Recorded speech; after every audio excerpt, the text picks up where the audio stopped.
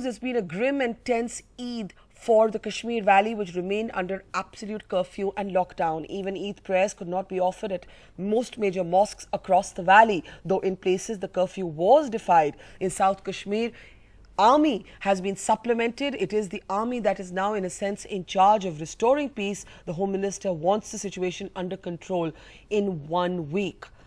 In grim news, 2 young protesters have died today after clashes between security forces and protesters, and in this fresh firing there have been 2 more civilian deaths. This on the one hand, and in Delhi you had Constable Rauf Ahmed, who had been injured in a militant strike on Independence Day, dying at the All India Medical Institute. So all in all, that tension continues. In the meantime, India has reacted sharply to a call by the United Nations Human Rights Council, which wants to send what it calls an independent mission to the Kashmir Valley. India has rejected this demand by the UNHRC, making the argument that Indian democracy has all that is required to address legitimate grievances. The MEA statement also saying that the all-party delegation chaired by the Prime Minister was unanimous in concluding that there was no need for any United Nations body to visit the Kashmir Valley. Now, as we look at these headlines emerging day after day, it's now been more than 2 months of unrest and turmoil in the Kashmir Valley. There is another kind of story also out of Jammu and Kashmir. We've all been talking about Burhan Wani, the Hizbul Mujahideen militant who was eliminated, and then, of course, the valley erupted into this tension. But there is a different Wani with a different story as well. Nabil Wani, all of 26, grabbing the headlines after he topped the BSF entrance exam to become an assistant commandant. Joining us now is Nabil from his hometown of Udhampur. आपको बहुत-बहुत मुबारक Nabil. आपने पढ़ाई तो की engineer बनने के लिए, आप पंजाब गए इंजीनियरिंग पढ़ने के लिए और इंजीनियर बनने के लिए, तो बीएसएफ में जाने का फैसला आपने कब किया? क्या ये आपकी पुरानी ख्वाहिश थी कि ये बाद में आपने फैसला लिया? मैम, मैं ये कहना चाहूँगा कि एक जम्मू कश्मीर का मैं रहने वाला हूँ, एक मिडिल क्लास फैमिली से मैं बिलोंग करता हूँ। बचपन से देखा है हमने कि हमारी स्टेट में बीएसएफ का क्या रोल रहा है। हम सब लोग जानते हैं कि हम एक सेंसिटिव एरिया से बिलोंग करते हैं, लेकिन फिर भी एक सिक्योर फीलिंग हम अपने अंदर रखते हैं। क्यों? वो वजह है बॉर्डर सिक्योरिटी फोर्स और आर्मी बॉर्डर पे तैनात है जो हमारी रक्षा कर रही है। मैं बचपन से इनको देखता आ रहा था। मेरी फैमिली का कोई डिफेंस फोर्सेस में नहीं है, इसलिए ज़्यादा मुझे इनके बारे में नॉलेज नहीं था, लेकिन एक इंस्पिरेशन हमेशा इनसे मिली है। इंजीनियरिंग करने में गया, मेरे फादर ने मुझे कहा कि आपको इंजीनियरिंग करनी है सिविल, मैं भी इंटरेस्टेड था। लेकिन जब मैं बाहर गया और मैंने वहाँ जाके और ज़्यादा रिसर्च की बॉर्डर सिक्योरिटी फोर्स के बारे में, आर्मी के बारे में, तो काफ़ी ज़्यादा एक्साइटेड हुआ मैं जान के कि ऐसा रोल भी हम अदा कर सकते हैं। फिल्में काफ़ी देखता हूँ मैं, तो हीरो फिल्मों में तो हमें बहुत मिलते हैं, लेकिन रियल लाइफ हीरो बनने का मौका किसी को ही मिलता है। जी, लेकिन आपकी कहानी से बहुत लोगों को इंस्पिरेशन तो मिलेगी, पर अपने बचपन के बारे में थोड़ा बताएं। Your father was a teacher, वो ही डाइड अर्ली। आपकी फैमिली पे किस तरह के प्रेशर थे? इकोनॉमिक प्रेशर्स तो बहुत थे, उस स्ट्रगल के बारे में थोड़ा बताइए। मैम, इकोनॉमिक इश्यूज हमारी लाइफ में पहले से ही थे। My father was a government teacher, my mother is a housewife. सो 2 बच्चों को पढ़ाना, मेरी सिस्टर यंगर को, और एक वो चाहते थे कि एजुकेशन के ऊपर बड़ा ज़्यादा ध्यान देते हैं, तो सो हम एक प्राइवेट स्कूल में पढ़े। तो उसके अलावा हर तरह की ट्यूशन की तरफ वो फोकस थे कि बच्चे पढ़ें। ये एक साइकोलॉजी उन्होंने हमारे अंदर रखी थी कि he doesn't want to save money for us. He said you are my money, you are my property, I want to make you big. So हमेशा इस साइकोलॉजी के ऊपर उन्होंने हमें पढ़ाया है, आगे बढ़ाया है। और मैम, ये भी कहूँगा कि मेरे फादर जब थे तब तक तो शायद हर बच्चे की लाइफ में ऐसा होता है, जब तक फादर है उसे रिस्पॉन्सिबिलिटीज़ का इतना पता नहीं होता, लेकिन तब भी उन्होंने मुझे इतना स्ट्रॉन्ग किया था कि मैं रिस्पॉन्सिबिलिटीज़ को समझता था। इसीलिए अवेयर रहता था कि स्कॉलरशिप्स हैं, गवर्नमेंट हमारी हेल्प करना चाहती है, उन स्कॉलरशिप्स का पार्ट बनता था, स्कॉलरशिप्स में फॉर्म भरता था और एलिजिबल होता था।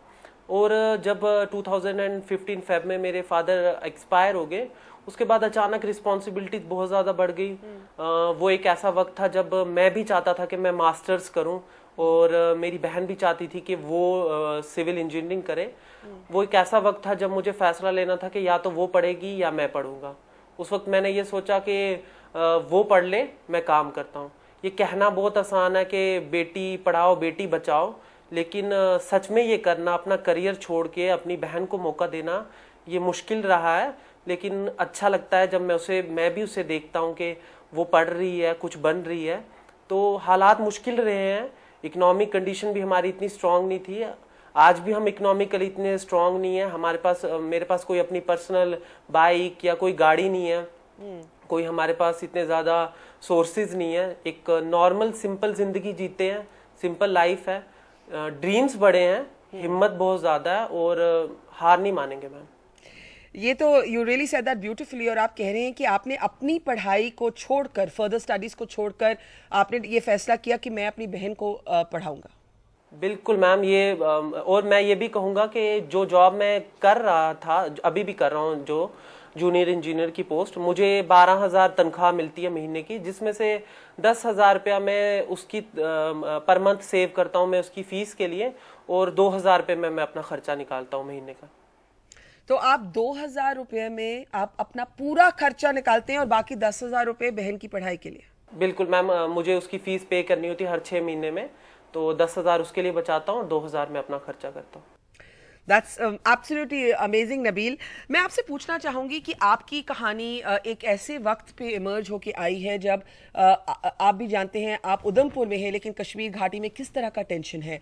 और हेडलाइंस में ये भी बहुत आया, आपको डिस्क्राइब किया गया the other Wani, because Burhan Wani ज़्यादातर has been dominating the headlines, the Hizbul Mujahideen militant, after which young man are out on the streets, they're holding stones. आप कहते हैं कि पत्थर नहीं, आप पेन उठाइए, but you are a young man. आप इस पूरे टेंशन को कैसे देखते हैं? मैम, मैं ये कहूँगा कि हालात हमने बचपन से देखा है कि सेंसिटिव एरिया है, हालात टफ हो जाते हैं। ये कहूँगा कि जब हालात नॉर्मल होंगे, हमेशा यहाँ पहले से हालात ख़राब होते आ रहे हैं, जब हालात नॉर्मल होते हैं तो जब आम इंसान अपने आगे पीछे देखता है तो नुकसान उसी का हुआ होता है। मैंने देखा है कि मेरी पढ़ाई पे कितना इम्पैक्ट पड़ा है जब पहले भी हालात ख़राब हुए। तब हमारी मार्कशीट्स में जो हमारे कम नंबर आते हैं उनमें कोई नहीं लिखता कि इन हालात की वजह से इनके नंबर कम आए, तब उनमें हमारे मार्क्स चढ़ चुके होते हैं। हमारे करियर में हमेशा के लिए वो मार्क्स लिख दिए जाते हैं, वो प्रॉब्लम्स कोई नहीं लिखता। वक्त आ गया है कि अब जम्मू कश्मीर का यूथ ये समझ ले कि अब हमें कुछ बनना है। मैं आज आपके सामने इसीलिए बैठा हूँ, मेरा मकसद ही यही है कि अगर मुझे देख के 10 यूथ भी अगर इंस्पायर हो जाएं और ये सोचें कि हमें कुछ करना है, तो मैं सोचूंगा मेरा मकसद सफल हो गया। जिंदगी में मैम मुसीबतें आएंगी, प्रॉब्लम्स आएंगी, शायद मेरे से ज्यादा प्रॉब्लम्स भी किसी ने देखी होंगी। मेरे पास भी कोई सोर्सेज नहीं थे, बहुत प्रॉब्लम्स थी। मैंने लास्ट 3 सालों में कोई नया कपड़ा नहीं खरीदा अपने लिए। मैं कल होम मिनिस्टर साहब के पास मिलने गया था, मेरी मदर ने मुझे कहा नबील नए कपड़े खरीदो। मैंने कहा मैं नहीं खरीदूंगा, मैं जैसा हूं मैं वैसे ही जाऊंगा, मैं नहीं जाऊंगा। अपना दिल भी मारना पड़ता है, ख्वाहिशें भी मारनी पड़ती हैं, कुछ बनने के लिए दिन रात एक भी करना पड़ता है, और फल मिलेगा। ऐसा नहीं है कि हमें कोई चीज का फल नहीं मिलेगा। जरूरत है मेहनत करने की, पॉजिटिविटी की बहुत जरूरत है। अगर हम चाहते हैं जम्मू कश्मीर में अमन हो, तो सिर्फ ये कहने से अमन हो जाए, पीस हो जाए, ये इससे हल नहीं होगा। हम सबको कहना होगा कि हम पीस करेंगे, हम बात करेंगे। मैं जम्मू कश्मीर का यूथ हूँ, मैं तैयार हूँ सबके साथ। मैं कहता हूँ चलो हम सब गवर्नमेंट के साथ बात करते हैं, गवर्नमेंट तैयार है बात करने को। सिर्फ पत्थर मारेंगे हमारा कोई हल नहीं होगा। हम किसी को नुकसान पहुंचाएंगे, हमारा कोई मसले हल नहीं होंगे। हमारी प्रॉब्लम्स जॉब से है, अनएम्प्लॉयमेंट है, हम अपनी फैमिलीज के लिए कुछ करना चाहते हैं, रिस्पेक्ट कमाना चाहते हैं, वो सब इश्यूज अगर हमें सॉल्व करने हैं तो हमें पढ़ना होगा।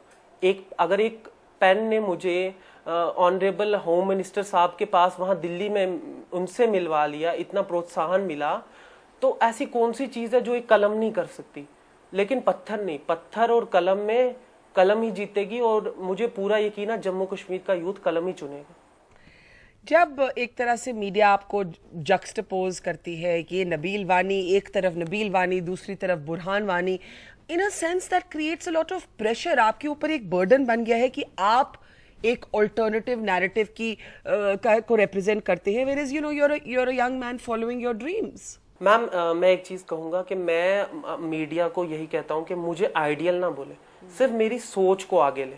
मैं जब भी मीडिया मेरे पास आती है, मैं कभी नहीं बोलता कि मैं नहीं दूंगा इंटरव्यू, मैं दूंगा। मैं चाहता हूँ कि हर एक कोने में ये आवाज़ पहुँचे, ये सोच पहुँचे, मेरा नाम नहीं पहुँचे पर ये सोच पहुँचे कि आखिरकार जम्मू कश्मीर का यूथ चाहता क्या है। हर यूथ यही चाहेगा कि एक ऐसी लाइफ हो जहां हम इज्जत से जिएं, प्यार मोहब्बत से जिएं, हमारी लाइफ भी सिक्योर हो, हमारी फैमिली के लिए भी हम कुछ कर सकें। उसके लिए हमें पढ़ना पड़ेगा, कुछ करना पड़ेगा, लेकिन सिर्फ हम एक घर में बैठे क्रिटिक्स बन जाएं, हमको एक ऐसा एटीट्यूड जिसमें हम सिर्फ कोसेंगे सरकार ये नहीं कर रही है, सरकार वो नहीं कर रही है। हम यूथ हैं, हम पार्ट बनेंगे इसका। जिस चीज में लग रहा था कि मैं कुछ करूंगा, मैं उसका पार्ट बनूंगा। मैं क्रिटिसाइज नहीं करूंगा अपने ये तो ऐसा ही है, मेरा देश मेरे लिए मेरी फैमिली है। मैं अपनी फैमिली को क्रिटिसाइज नहीं करूंगा। मैं अपनी फैमिली में अगर मुझे इश्यूज लगते हैं, मैं आऊंगा, उन इश्यूज को सॉल्व करूंगा। यूथ को भी यही कहूंगा, पॉलिटिक्स में इशू लग रहा है, किसी IAS IPS फोर्सेस में जाएं, बेल्ट फोर्सेस में जाएं, आर्मी में जाएं, हिस्सा बने, जो प्रॉब्लम्स लगती है उसका हिस्सा बने, उन्हें सॉल्व करें। In the end I just want to ask you Nabeel, आप उधमपुर में हैं, आपको मालूम है कि पूंछ में we have been seeing for the last few days an encounter that brings home in a sense the danger of the choice और the vulnerability, the risk of the choice you have made. तो कभी लगता है कि वो सोच भी है, the risk inherent in the choice that you have made, the risk to your life possible? मैं ये कहूंगा मैम कि मुझे कोई डर नहीं। मैं डरूं तब जब मैं कोई झूठ बोलूं, मैं डरूं तब जब मैं कोई नफरत फैलाऊं, मैं डरूं तब जब मैं किसी एंटी नेशनल एक्टिविटी का पार्ट बनूं। मैं किस लिए डरूं? मुझे ज़रूरी नहीं कि ज़िंदगी लंबी हो, अगर ज़िंदगी कम भी हुई तो कोई गम नहीं है।